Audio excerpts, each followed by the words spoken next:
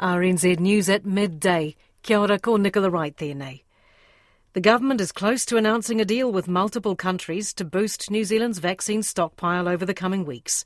Such an arrangement would let the vaccination campaign continue at its current rate, avoiding a potential slowdown through September. Here's our Deputy Political Editor, Craig McCulloch. After a slow start, the vaccination program has been ramping up, with up to 90,000 people a day getting a jab. On current stocks, that pace is unsustainable, but the government has been in talks with other countries to secure additional supplies. The COVID-19 Response Minister, Chris Hipkins, says he's awaiting all the final signatures before making any announcement, but is very optimistic. In recent days, Australia has announced swap deals with the United Kingdom and Singapore, bringing in extra Pfizer shipments, which it will then repay at a later date. A top US-based epidemiologist says New Zealand needs more labs to process nasal swabs and saliva samples to keep up with increasing numbers of COVID-19 tests. Yale researcher Dr. Anne Wiley says there is a need for both forms of testing, but New Zealanders will see delays in test results if there isn't increased lab capacity. That actually the more labs that you can have helping the different supply chains, what if one lab goes down, having another lab that can take that on. And in the end, it doesn't have to be saliva versus swab. You can still be doing both, but if you have expanded capacity, you can test more people, you can get results back faster. Dr. Wiley says there's been a lot of incorrect information circulated about saliva testing. Meanwhile, this morning, the Prime Minister confirmed the Ministry of Health is in negotiations with a company to use saliva testing on those crossing the Auckland boundary for work, including truck drivers. To the wider Pacific region, and New Caledonia goes into a nationwide 2-week lockdown in an hour after 3 cases of COVID-19 were found in the community. In Fiji, the numbers of positive cases of coronavirus and related deaths continue to rise. Elisha Foon has the details. In New Caledonia, the 3 positive COVID cases are not connected. They include one person who was picked up at Noumea Airport just before flying to Wallis and Futuna. There have been no COVID-related deaths in New Caledonia, but in French Polynesia, another 33 people died over the weekend, raising the death toll there to 513, with 350 patients in hospital, 59 in intensive care. In Fiji, another 12 people have died, bringing the total to 518 deaths since the Delta outbreak began in April. Another 128 positive cases were reported in Fiji yesterday, 6 in the outer islands. An economist says the government urgently needs to consider intervening to help exporters with shipping, including chartering vessels. Benji Patterson estimates shipping problems could cost New Zealand exporters $10 billion in lost earnings this year. He says the government's already approaching $1 billion in payments to airlines to keep air freight moving. Benji Patterson says the challenges for small players are huge, especially out of South Island ports. And he says the problems won't go away anytime soon, as global shipping bottlenecks are huge, and New Zealand is an infinitesimally small consideration for global shipping giants. The police say the Newland terrorist likely became radicalised on the internet. His mother had suggested his neighbours in New Zealand brainwashed him into supporting Islamic State, which the police reject. Jordan Bond reports. Ahmed Samsudeen arrived in New Zealand 10 years ago on a student visa and was given refugee status on fear of persecution in Sri Lanka. Police undertook background and national security checks in both 2011 and 2014, which uncovered nothing of concern. The police first noticed extremist content and comments from his Facebook account in early 2016 and formally warned him shortly after. A police spokesperson says there is no evidence suggesting Samsudeen was radicalised by anyone in New Zealand, and the evidence indicates he was self-radicalised online in 2015 and 2016. And the police say 4 of the people injured in Friday's stabbing attack in the Lynn Mall countdown remain in a stable condition. 2 are in intensive care, the other 2 on the ward in Auckland Hospital.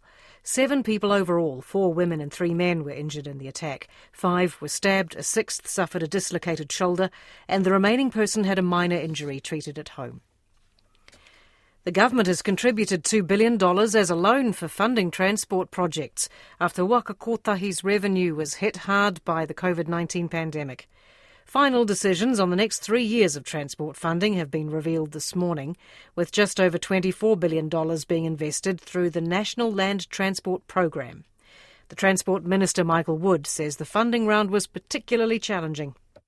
The bulk of forecast revenue was already committed to continue the record program begun over the last 3 years. COVID has also had significant impacts on the NLTF, and local government bids for funding far exceeded the amount of money that was available.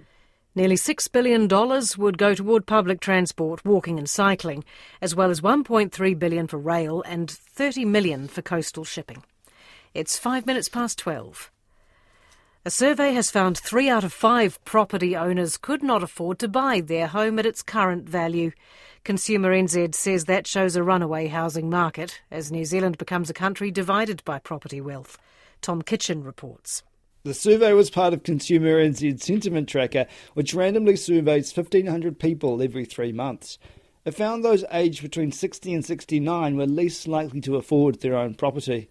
The survey found housing as people's biggest concern, even more than COVID-19, the cost of electricity and food.